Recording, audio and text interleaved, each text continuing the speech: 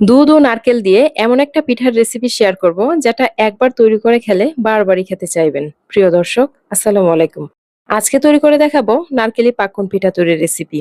এই পিঠাগুলো তৈরি করা যেমন সহজ, খেতেও কিন্তু ভীষণ মজা আর খুব অল্প সময়েই বানিয়ে নেওয়া যায়।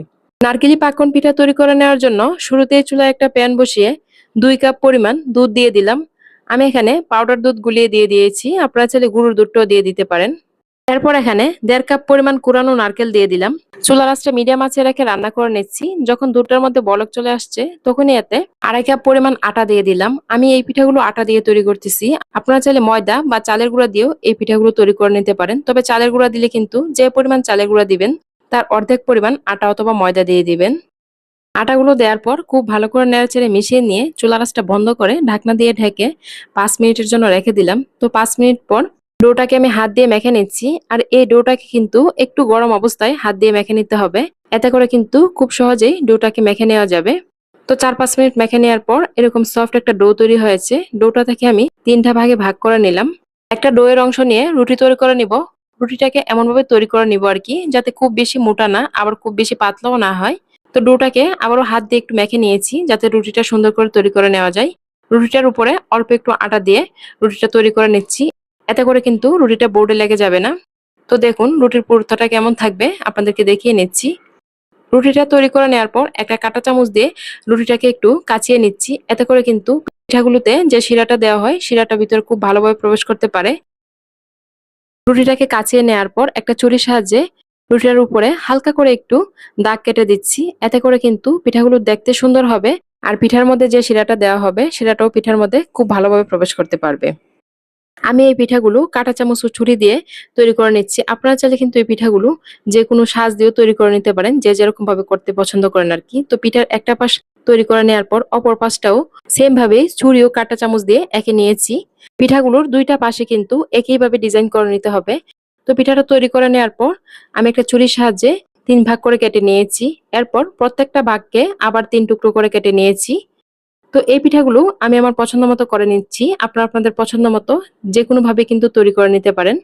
ছুরি দিয়ে পিঠার সাইডগুলো একটু কেটে দিচ্ছি, পিঠাগুলো যাতে দেখতে একটু সুন্দর হয় আর কি। এই পিঠাগুলো তৈরি করা কিন্তু তেমন কোনো ঝামেলার কাজ নয়, খুব সহজেই তৈরি করে নেওয়া যায়। তো দেখুন আমি একে একে সবগুলো পিঠা তৈরি করে নিয়েছি। পিঠাগুলো তৈরি করে নেওয়ার পর দেখুন কতটা সুন্দর লাগছে দেখতে। এরপর চলে আসলাম পিঠাগুলোকে ভেজে নেওয়ার জন্য। চুলাতে একটা প্যান বসিয়ে পরিমাণ মতো সয়াবিন তেল দিয়ে দিলাম। তেলটা গরম হওয়ার পর একে একে পিঠাগুলো দিয়ে দিচ্ছি। পিঠাগুলো ভেজে নেওয়ার সময় এই জিনিসটা কিন্তু অবশ্যই খেয়াল রাখবেন, চুলার আঁচ মিডিয়াম আঁচে রেখে এই পিঠাগুলো ভেজে নিতে হবে। যদি চুলার আঁচটা লো আঁচে থাকে তাহলে কিন্তু এই পিঠাগুলো আবার ভেঙে যাবে। তো আমি চুলার আঁচটা মিডিয়াম আঁচে রেখে 4-5 মিনিট একটা পাশ ভেজে নেওয়ার পর আরেকটা পাশ উল্টিয়ে দিচ্ছি। দেখুন পিঠাগুলো কিন্তু একটাও ভেঙে যায়নি। নারকেল দেওয়ার কারণে কিন্তু এই পিঠাগুলো ভেজে নেওয়ার সময় খুব সাবধানভাবে ভেজে নিতে হয়। তো পিঠাগুলোর 2টা পাশই আমি 7-8 মিনিট সময় নিয়ে ভেজে নিয়েছি। যখন পিঠাগুলোতে খুব সুন্দর একটা কালার চলে এসেছে তখনই আমি পিঠাগুলো প্যানটা থেকে তুলে নিচ্ছি।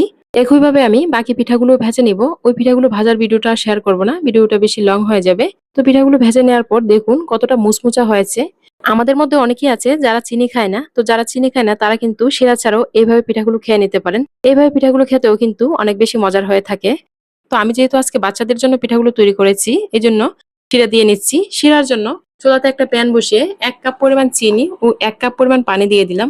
এরপর দিয়ে দিলাম 2টা মুখ ফাটানো এলাচ। এলাচ দিলে কিন্তু শিরাতে খুব সুন্দর একটা ফ্লেভার আসে। চুলা আঁচটা মিডিয়াম আঁচে রেখে শিরাটা তৈরি করে নিচ্ছি। যখন শিরাটা একটু ঘন হয়ে এসেছে তখনই আমরা এতে ভেজে রাখা পিঠাগুলো দিয়ে দিলাম। পিঠাগুলো দিয়ে শিরাটার সাথে খুব ভালো করে নেড়েচেড়ে মিশিয়ে নিচ্ছি যাতে প্রত্যেকটা পিঠার ভিতরেই শিরাটা খুব ভালোভাবে প্রবেশ করতে পারে। আর এই পর্যায়ে কিন্তু চুলা আঁচটা বন্ধ করে দিয়ে শিরাটার সাথে পিঠাগুলো নেড়েচেড়ে মিশিয়ে নিতে হবে। তো যখন সবগুলো পিঠার সাথে শিরাটা মেশানো হয়ে গেছে তখনই আমি পিঠাগুলো প্যানটা থেকে তুলে নিচ্ছি। এই পিঠাগুলো কিন্তু শিরা ছাড়াও খেতে মজা লাগে, আবার শিরা দিয়ে খেতে তো আরো বেশি মজা লাগে। তো পিঠাগুলো তৈরি করে নেওয়ার পর একটা প্লেটে সার্ভ করে নিয়েছি। দেখুন মাশাআল্লাহ পিঠাগুলো দেখতে কতটা সুন্দর লাগছে। তো একটা পিঠা আপনাদেরকে ভেঙে শেয়ার করছি। এই পিঠাগুলোর উপরটা মুচমুচা আর ভিতরটা কিন্তু একদম রসালো হয়েছে।